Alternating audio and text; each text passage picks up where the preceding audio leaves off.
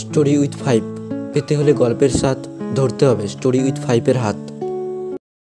স্বর্গীয় শহীদ ভগৎ সিংকে জানাই শতকোটি প্রণাম। চলো আজ শুনে নেওয়া যাক ভগৎ সিংয়ের জীবনের কিছু কথা। ভগৎ সিংয়ের জন্ম 28শে সেপ্টেম্বর 1907 খ্রিস্টাব্দে এবং জন্মস্থান হল লায়লপুর, পাঞ্জাব, ব্রিটিশ ভারত। ভগৎ সিং ছিলেন ভারতীয় উপমহাদেশের ব্রিটিশ বিরোধী স্বাধীনতা আন্দোলনের একজন পুরোধা পুরুষ ও অগ্নিযুগের শহীদ। দেশের স্বাধীনতা সংগ্রামে তিনি ছিলেন অন্যতম প্রভাবশালী বিপ্লবী। তিনি ছিলেন এক জাতীয়তাবাদী। ভারতের জাতীয়তাবাদীরা তাকে অত্যন্ত সম্মানের সাথে শ্রদ্ধা করে। ভগৎ সিংয়ের জন্ম পাঞ্জাবের লায়ালপুর জেলার বাঙ্গার নিকটস্থ খাতকর কালান গ্রামের এক সান্ধু জাট পরিবারে। তার পিতার নাম সর্দার কিষান সিংহ সান্ধু ও মায়ের নাম বিদ্যাবতী। ভগতের নামের অর্থ ভক্ত। তিনি যে পরিবারে জন্মগ্রহণ করেন সেটি ছিল এক দেশপ্রেমিক শিখ পরিবার। এই পরিবারের কোনো কোনো সদস্য ভারতের বিভিন্ন স্বাধীনতা আন্দোলনের সঙ্গে জড়িত ছিলেন। অতীতে এই পরিবারের কোনো কোনো সদস্য আবার মহারাজা রঞ্জিত সিংহের সেনাবাহিনীতে কাজ করতেন। ভগতের ঠাকুরদাদা অর্জুন সিংহ ছিলেন দয়ানন্দ সরস্বতীর হিন্দু সমাজ সংস্কার আন্দোলন আর্য সমাজের সঙ্গে যুক্ত ছিলেন। ভগতের ওপরেও এই সংগঠনের গভীর প্রভাব লক্ষিত হতো। ভগতের বাবা ও দুই কাকা অজিত সিংহ ও শরণ সিংহ, কর্তার সিং, সরব গ্রেওয়াল ও হরদয়াল নেতৃত্বাধীন গদর পার্টির সঙ্গে যুক্ত ছিলেন। অজিত সিংহের নামে একটি মামলা দায়ের করা হলে তিনি পার্শ্বে পালিয়ে যেতে বাধ্য হন।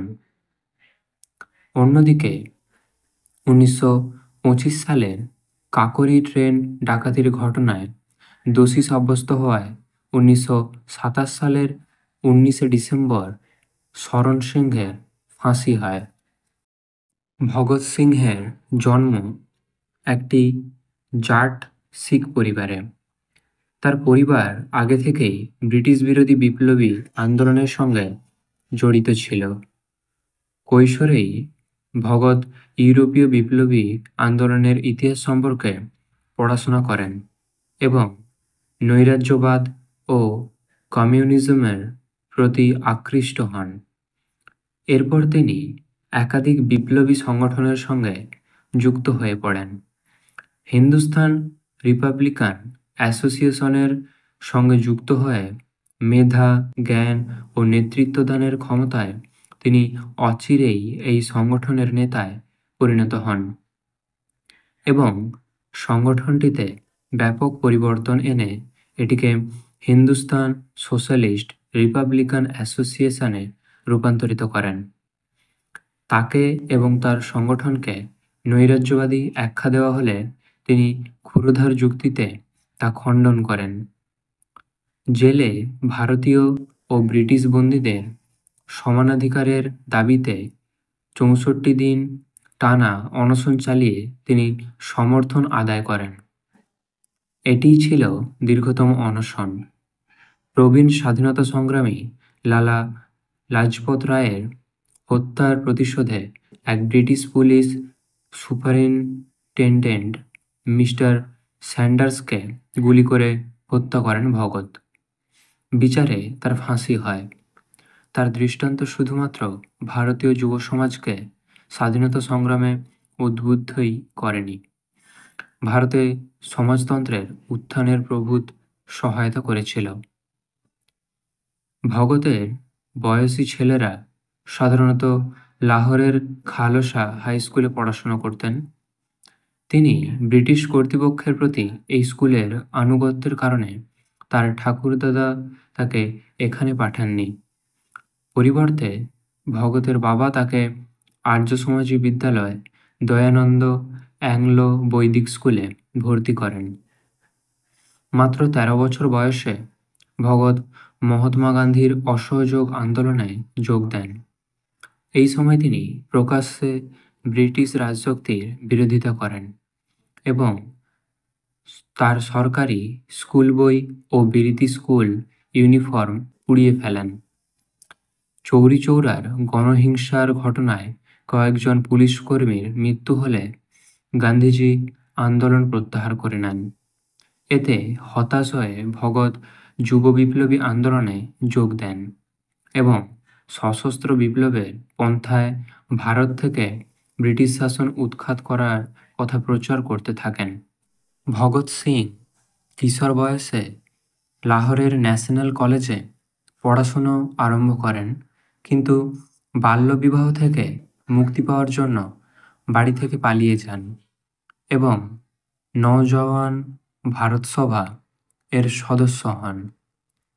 এই সংস্থায় ভগৎ সিং এবং তার আর বিপ্লবী সহকর্মীরা যুবকদের মাঝে জনপ্রিয় হয়ে ওঠে। ইতিহাস শিক্ষক প্রফেসর বিদ্যালঙ্করের সাথে পরিচিত হওয়ার মাধ্যমে ভগৎ হিন্দুস্তান রিপাবলিক অ্যাসোসিয়েশনের সাথে যুক্ত হন, যেখানে রামপ্রসাদ বিসমিল, চন্দ্রশেখর আজাদ এবং আশফাক উল্লাহ খানের মতো বিশিষ্ট নেতারা ছিলেন। এটা বিশ্বাস করা হয়ে থাকে যে তিনি কানপুর থেকে কাকরি গিয়েছিলেন কাকরি ট্রেন লুট করার জন্য, কিন্তু অজ্ঞাত কারণে তিনি লাহোর ফিরে আসেন।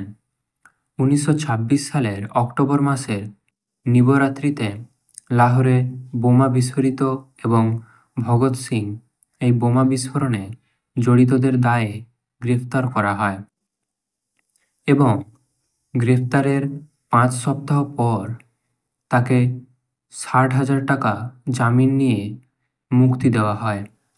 তিনি অমৃতসর থেকে উর্দু ও পাঞ্জাব পত্রিকায় লিখেন এবং সম্পাদনা করেন।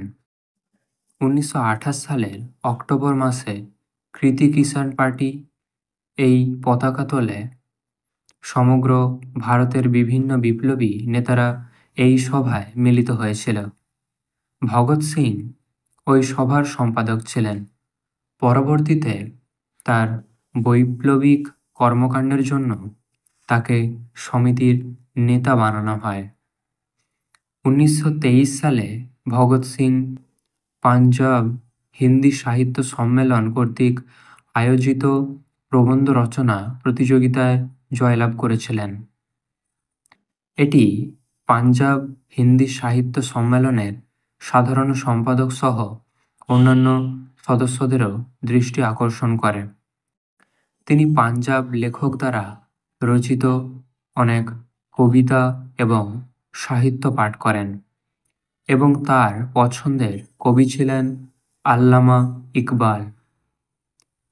ভগৎ সিং মার্ক্সবাদী সাহিত্য, টলস্টয়, বাকুনিন, আপটন সিনক্লেয়ার ছাড়াও রবীন্দ্রনাথ, নজরুল গভীর মনোযোগের সাথে পাঠ করেছিলেন। তিনি 23 বছর বয়সে পরলোক গমন করেন।